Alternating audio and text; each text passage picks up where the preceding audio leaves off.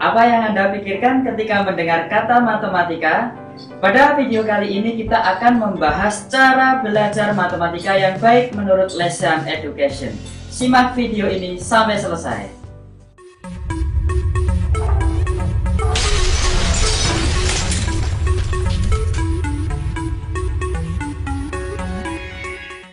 Assalamualaikum warahmatullahi wabarakatuh. Kembali lagi di channel Lesan Education.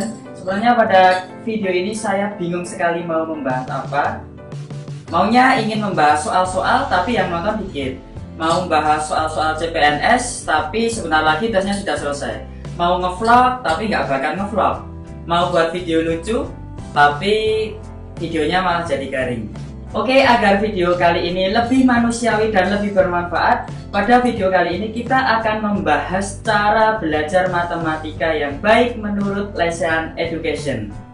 Sebelum kita masuk ke pembahasan, sebelumnya saya berterima kasih terlebih dahulu kepada teman-teman yang sudah subscribe dan mendukung channel ini sampai sekarang. Dan saya juga meminta maaf kepada teman-teman CPNS yang banyak sekali request di kolom komentar yang ingin membahas tentang soal-soal SKB, tapi karena keterbatasan waktu saya tidak bisa membuatkan video satu persatu karena referensi yang saya dapatkan juga tidak cukup untuk membuat video untuk persiapan SKB. Tapi kalau teman-teman misalkan ingin berdiskusi dengan saya, bisa silakan nanti DM saya di Instagram dan juga bisa gabung di grup Telegram yang sudah saya buatkan, nanti linknya ada di bawah ini. Sekedar informasi bahwa konten dari video ini nanti bukan hanya untuk anak-anak sekolah, tapi juga untuk teman-teman yang masih di kuliah atau yang sudah lulus kuliah kemudian ingin mendalami ilmu matematika, dan juga untuk para pejuang CPNS yang mana di CPNS tersebut ada suatu tes yang namanya tes intelijensi umum atau TIU, di mana isi dari soal tersebut adalah tentang matematika. Kebanyakan orang mengatakan bahwa matematika itu adalah pelajaran yang sulit karena isi dari pelajaran tersebut hanya menghitung dan menghafalkan rumus saja. Apabila kalian masih berpikiran seperti itu, maka itu adalah salah besar. Matematika sebenarnya lebih dari itu. Matematika adalah sebuah alat yang sangat bermanfaat dan berguna bagi kehidupan kita. Yang harus kita ketahui adalah bahwa matematika itu ketika kita mempelajarinya, kita harus memahami konsep-konsep dasarnya terlebih dahulu sebelum kita menuju ke konsep yang lebih rumit. Sekali lagi, kita harus memahami konsep dasarnya terlebih dahulu sebelum kita mencari soal yang lebih rumit. Oke, setidaknya di sini ada 3 cara belajar matematika yang baik menurut Lesan Education supaya nanti kita bisa belajar dengan baik dan bisa bermanfaat dan dapat kita gunakan dalam kehidupan sehari-hari. Poin yang pertama yaitu jadilah orang yang merasa paling tidak tahu tentang matematika. Karena poin ini sangat penting sebagai langkah awal kita mempelajari matematika. Kalau kita sudah merasa paling tahu tentang matematika, itu nanti kita tidak akan mau belajar lagi. Contoh sederhananya seperti ini. Misalkan kalian sudah bisa mencari jawaban dari 1 ditambah 1 sama dengan 2, dan juga bisa menemukan jawaban 3 dikurangi 2 sama dengan 1. Apabila kita sudah merasa puas dengan soal tersebut, yaitu tentang penjumlahan dan pengurangan saja, maka kita tidak akan bisa mengembangkan ilmu matematika kita. Hal yang seharusnya kita lakukan adalah setelah kita bisa menyelesaikan penjumlahan 1 ditambah 1 sama dengan 2 atau 3 dikurangi 2 sama dengan 1, kita harus mencari soal yang lebih rumit dari itu. Misalnya kita harus menghitung penjumlahan dan pengurangan pecahan dan akar. Misalnya kita harus bisa menyelesaikan penjumlahan setengah ditambah akar 4 dikurangi 5/2 sama dengan berapa.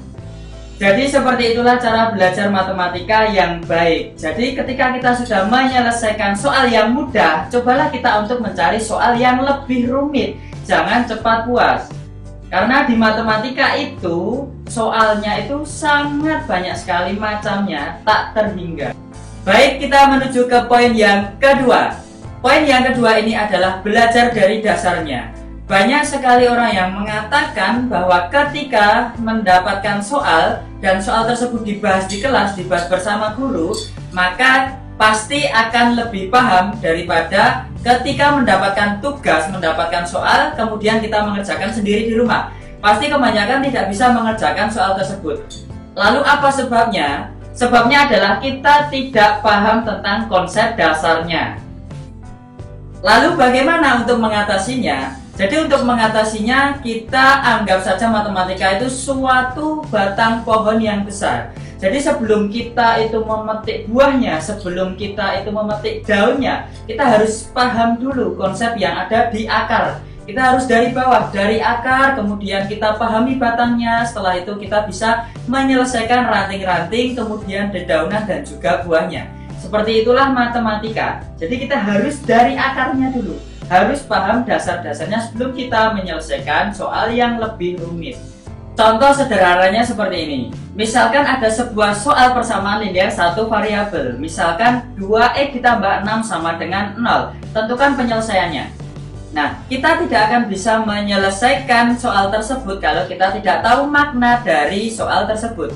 Atau katakanlah ketika kita sudah memahami maksud dari pertanyaan tersebut, kita tidak akan bisa menyelesaikannya apabila kita tidak tahu konsep penjumlahan, pengurangan, perkalian, maupun pembagian.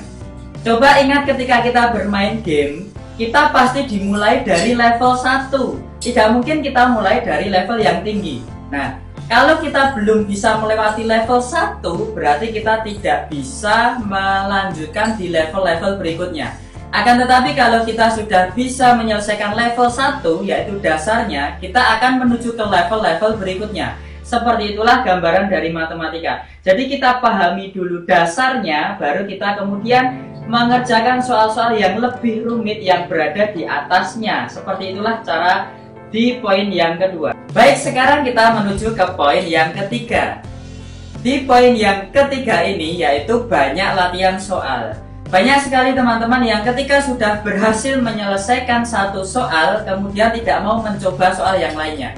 Padahal satu soal itu hanya mewakili 0,00 sekian persen dari banyaknya soal matematika yang dapat dibuat.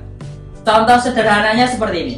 Misalkan kalian bermain game yang paling populer saat ini, misalkan Mobile Legends ya. Di situ ada banyak sekali karakter, misalkan ada tank, fighter, mage, MM, dan lain sebagainya. Katakanlah kalian memilih karakter tank. Nah, coba bandingkan kalian memainkan tank satu kali dengan teman kalian yang sudah memainkan dengan karakter tank itu sebanyak 100 kali. Mana yang lebih ahli dalam memainkannya? Tentu yang lebih ahli adalah teman kalian yang sudah berkali-kali memainkan karakter tersebut. Ya, matematika juga demikian. Jadi kalau kalian lebih sering berlatih soal, kalau kalian banyak berlatih soal, maka kalian akan mendapatkan pengalaman yang lebih banyak dan juga mendapatkan wawasan yang lebih luas. Jadi saya ulangi lagi, jadi ada 3 poin menurut Lesson Education cara belajar matematika yang baik. Yang pertama tadi adalah jadilah orang yang merasa paling tidak tahu tentang matematika. Kemudian yang kedua adalah pahami konsep dasarnya. Kemudian yang ketiga, banyak latihan soal. Oke, kita sudah berada di akhir video. Sebenarnya masih sangat banyak yang ingin saya bahas di sini karena keterbatasan waktu dan nanti kalau takutnya videonya terlalu panjang, maka saya cukupkan sampai di sini. Jangan lupa apabila video ini bermanfaat, jangan lupa untuk share ke teman-teman semuanya. Dan seperti biasa, jangan lupa untuk subscribe, like, dan komen apabila video ini bermanfaat. Sampai jumpa di video selanjutnya. Wassalamualaikum warahmatullahi wabarakatuh.